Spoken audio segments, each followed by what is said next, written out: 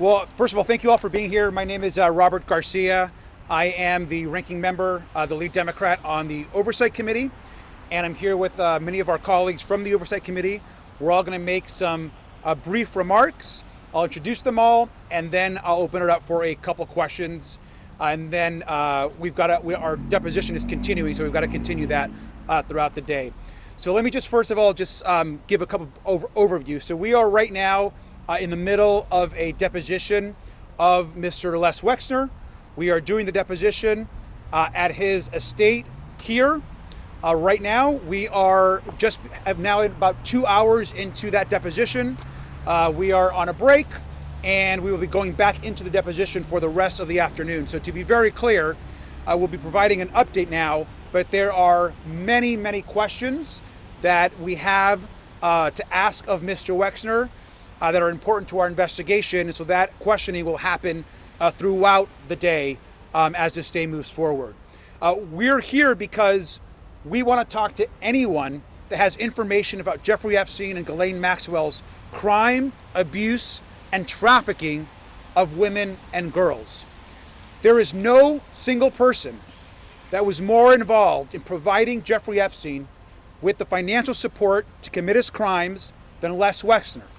That is already, as we all know, in the public record. We've also directly heard from survivors about Mr. Wexner, about his involvement, and their concerns as to the enormous amount of money that was essentially transferred over and paid to by Mr. Epstein. To be very clear, we know of approximately over $1 billion, it looks like. It's about $1 billion that was either transferred, provided in stocks, or given directly to Mr. Epstein by Wexner. Now, it's important to note that Mr. Wexner appears to be unaware of much of the money, as he claims, that was given over to Mr. Epstein. In fact, it's interesting that Mr. Wexner has already begun to clarify in his mind that somehow he and Mr. Epstein weren't even friends. We should be very clear that the two were very close per reporting. They spent a lot of time together. Mr. Wexner admitted that he traveled to both Epstein's island as well as his other properties. Mr. Wexner also admitted that Jeffrey Epstein had access to a lot of Mr. Wexner's wealth. And when asked even simple questions, even as it relates to Mr. Epstein being the co-president of the foundation that established the area that we're in today, Mr. Wexner had little to say. In fact, it's clear that Mr. Wexner is trying to downplay how close Jeffrey Epstein and Mr. Wexner actually were. And we should be very clear that there would be no Epstein Island, there would be no Epstein plane, there would be no money to traffic women and girls. Mr. Epstein would not be the wealthy man he was without the support of Les Wexner. I think it's very important for us to note at this moment. There's a significant amount of questioning that has gone on, but I want to say one other thing and then I'm going to turn it over. We are committed to ending this cover-up. Right now, as we speak, over 50% of the Epstein files have not been released to the public and to the Congress.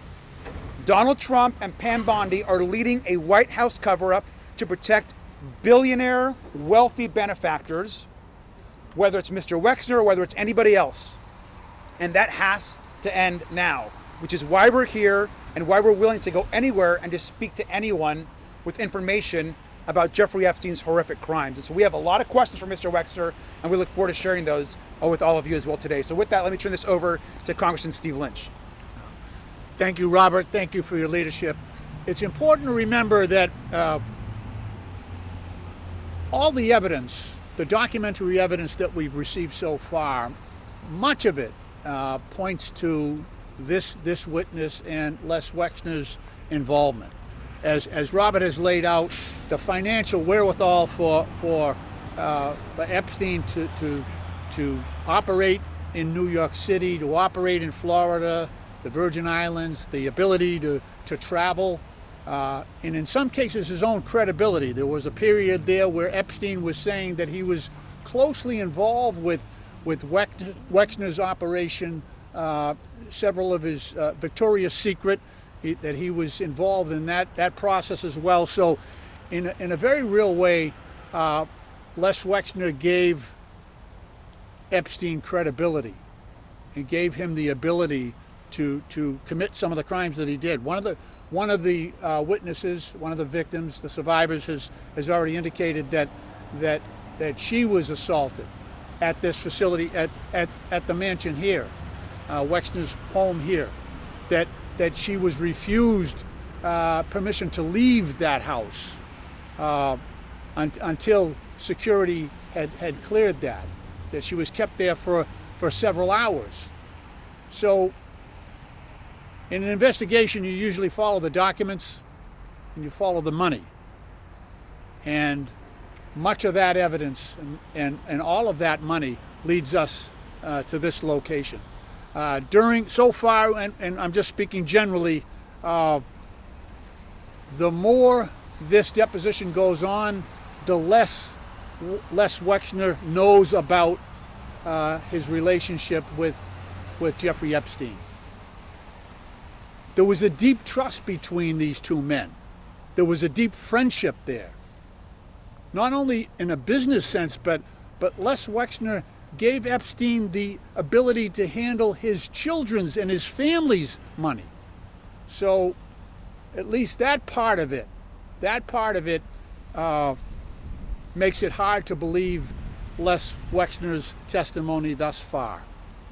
It may be a question as to whether Les Wexner was involved in the crimes directly, but there is no question in my mind, given the evidence so far, that Les Wexner knew about this and failed to stop it and gave Epstein license and the ability to commit these crimes. And I'll yield. We've done something that the Department of Justice has failed to do. We have actually sat down and listened, not once, not twice, but on multiple occasions, to the survivors. As you saw last week, A.G. Bondi wouldn't even turn and look at the survivors, let alone allow her DOJ to do their job, which is to investigate. So here we are as the legislative branch doing our jobs and trying to do oversight. Let me tell you, the survivors have said over and over and over, follow the money. That was the one thing that they told us, as well as their attorneys, follow the money. Well, we're following the money, but I'm going to be perfectly honest with you and tell you that we are running into dead ends at this moment. On yesterday, I was asked about this particular deposition and what I anticipated I would hear. As a trained attorney and litigator, once they told me he wasn't taking the fifth, I thought that the record would be full of I don't remembers. I will tell you that once this record comes out, you will see that you most likely will be left with more questions than answers. It is almost inconceivable to be missing the amounts of money that are missing, and somehow Mr. Wexner have no idea. The other thing that I want you to pay attention to, because again, as a trained litigator, think about some of the themes that we keep hearing. We know that there were supposedly these fraudulent modeling agencies that were set up all over the country, and girls would go in thinking that they were going to get their chance at modeling. Victoria's Secret. We know Victoria's Secret was known specifically for their fashion shows. We know that there are reports of girls that went in thinking that they were potentially going in to model. These are not coincidences. There's two things that have been clear, is that there were always young girls seemingly looking for an opportunity to model, and there were always rich and powerful people on the other side, dangling a carrot, saying, I will give you the life that you're seeking. Yet ultimately, the stories are the same. They're stories of abuse. They're stories of trafficking at the highest level. And I will tell you one thing that was remembered for sure was when asked about Donald Trump and Epstein, and whether or not they had been in the same room and what that looked like, he didn't quite remember, but he imagined that yes, that possibly happened, because he did remember that Donald Trump also would like to show up to the Victoria's Secret runway shows. Now, that was a little odd to him, he said, because Donald Trump was not engaged in fashion whatsoever. But he does recall that. He also said something that I feel like we've heard over and over and over, which is that Epstein liked to drop people's names. So he'd imagined that that may have been one of the names that he dropped. Listen, I want the American people, but more specifically, I want the survivors and anyone who is struggling right now to know that we see you, we feel you, and we are fighting for you. We will not stop. If Mr. Wexner is honest about his intentions in helping us, then we're asking him, if he doesn't remember, then go ahead and turn over all of your financial records, because we need to follow the money, because that is exactly what the survivors told us to do. And we know that the Department of Justice is either inadequate or just not interested in doing justice as it relates to this particular scenario. We in America deserve better. We are looking around the country and we're seeing CEOs that are having to leave their own companies. We're seeing people that are having to leave their board positions. We're seeing princes being dethroned. We're seeing all kinds of stuff everywhere except for right here at the highest levels of federal government. Whether we're talking about Donald Trump himself or whether we're talking about Secretary Lutnick, and the list goes on. We deserve better in this country, and we will get it. Good morning. Over the course of the last year, the American public has been witnessing what I can only call the most egregious cover-up in American history. And today was a critical part of our investigation to try to end this cover-up once and for all. We have met with the victims of Jeffrey Epstein, Ghislaine Maxwell, and the rich and powerful people that helped to perpetuate these crimes. And we have heard over and over from these victims the name of Les Wexner and the importance of following the money. Because the story of Jeffrey Epstein is one that can almost is the plot of a movie that is turned into a nightmare. And the real reason Jeffrey Epstein was able to get away with raping and abusing children, young women, boys, young men for so many years was because of the vast amounts of money that he was able to acquire, and that largely came from Les Wexner here in Ohio. So we're here to ask Les Wexner the critical questions, and it's been very interesting to see the types of responses that he's giving and his demeanor throughout the interview. He claims to want to provide information and to be helpful in the investigation, but then quickly follows up by saying that he does not recall details around a relationship with somebody that he had for decades. Les Wexner handed his power of attorney to Jeffrey Epstein. He allowed Jeffrey Epstein to live in his homes, to have hundreds of millions of his dollars, to use his yachts and his planes.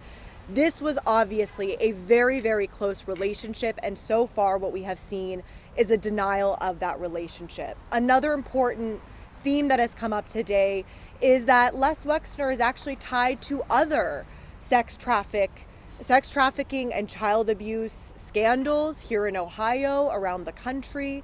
There are reports of payments that were made to a gynecologist at Ohio State University, and that money went through Jeffrey Epstein but came from Les Wexner. And he has been asked about this with no real response, no recollection.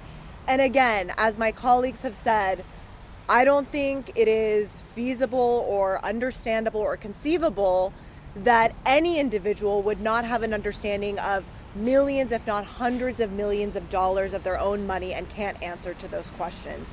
So it is clear that this cover-up is vast. It goes as high as the White House and the Department of Justice that still has not released the majority of the Epstein files, still has illegally redacted information, still has not begun any indictments or prosecutions for the very credible allegations that are in the files that we already have seen, all the way to people at universities, in companies, and vast networks of elite individuals across this country. And what I can tell you very clearly is that oversight Democrats on this committee will not back down until we get every detail, until every person who enabled and perpetrated these crimes is held accountable. Thank you.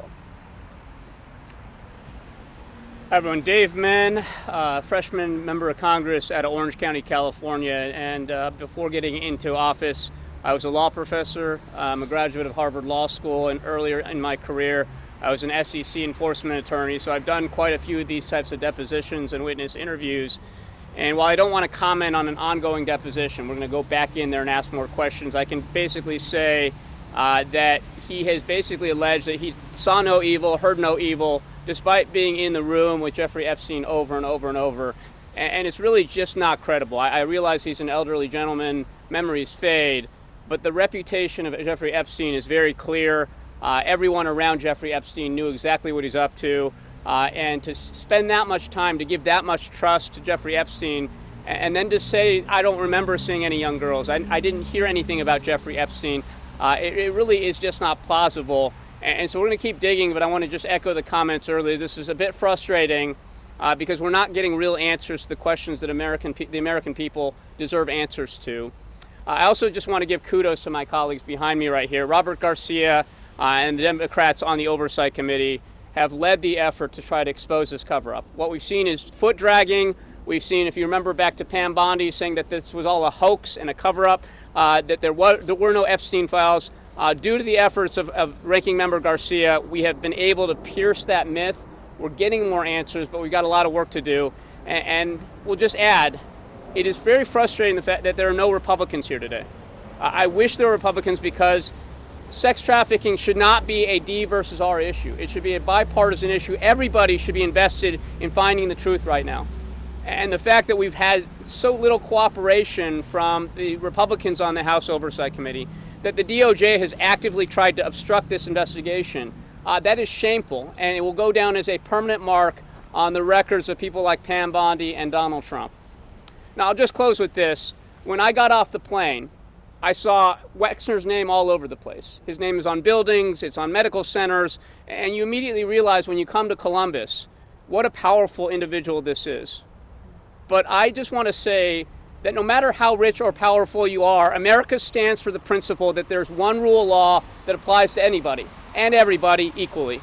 And so whether Wexner is rich and powerful, whether Jeffrey Epstein or Donald Trump or Howard Lutnick are rich and powerful, should not matter. We're going to get the answers. People will be brought to justice. We will not rest until that happens. Thanks. Thank you.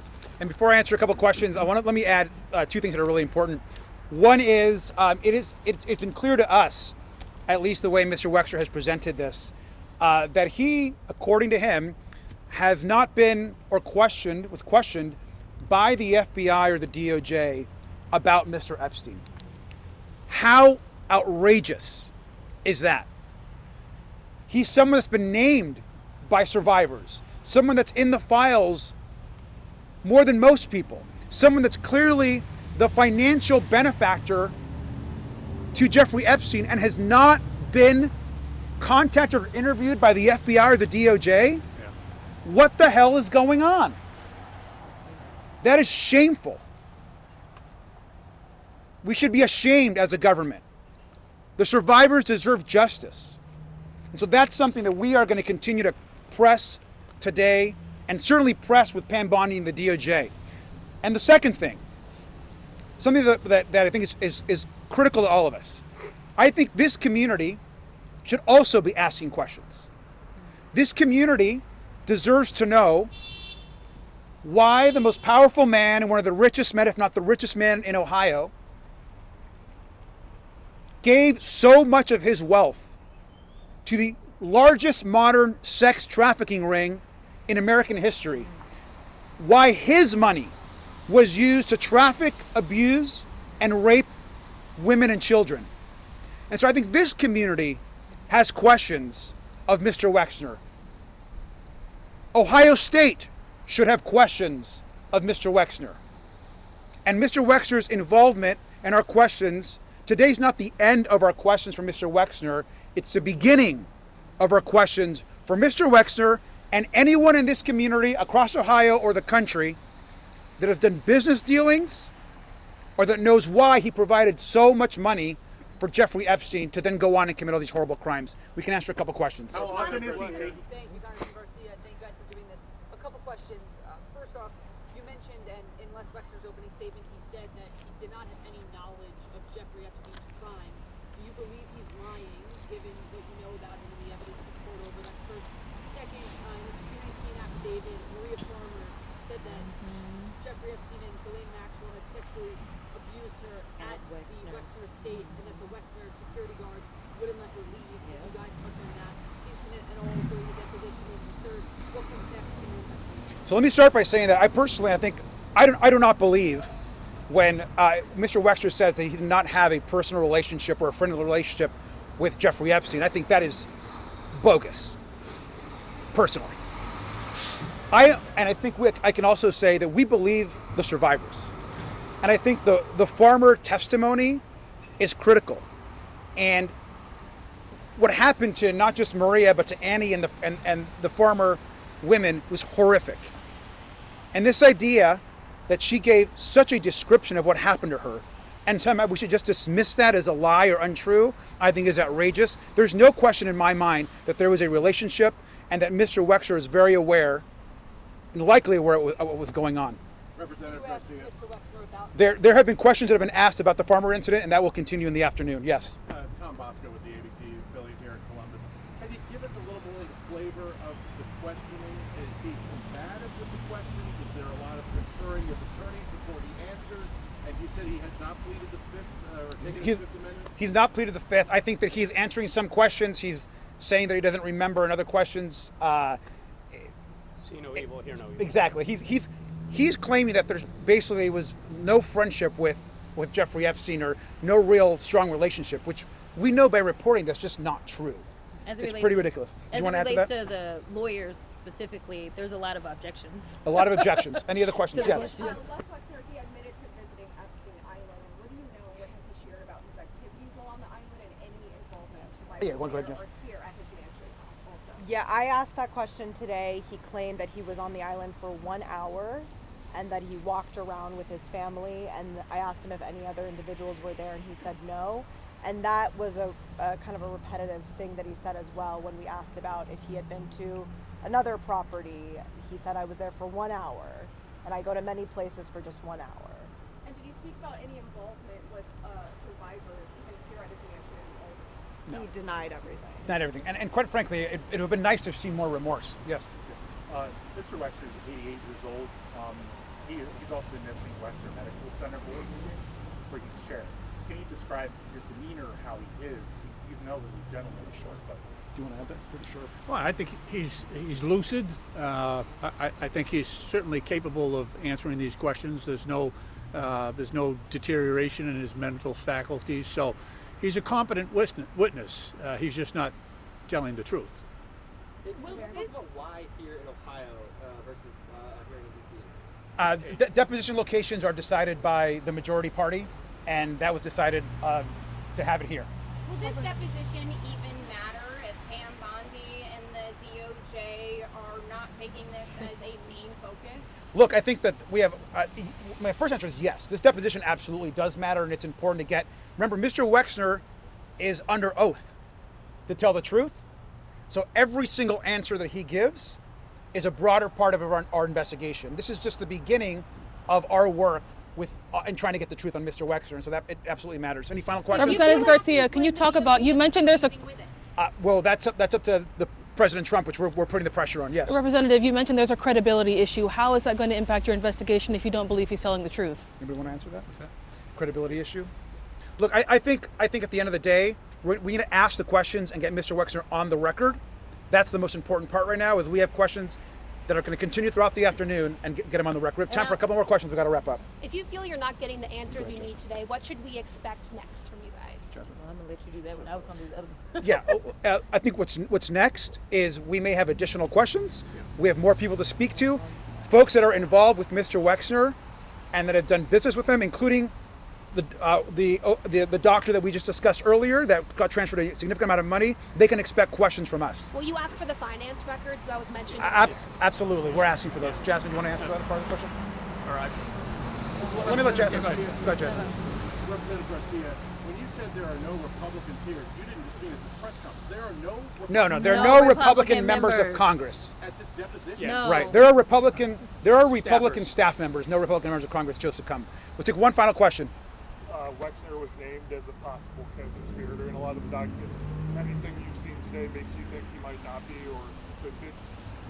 There's nothing I've heard that no. I think that is a very open question, and I think that's a part of the investigation that's going to continue. Thanks, everybody. Will you guys update us again once it's done? The deposition is over. This is for now. We got to go back. Thank you.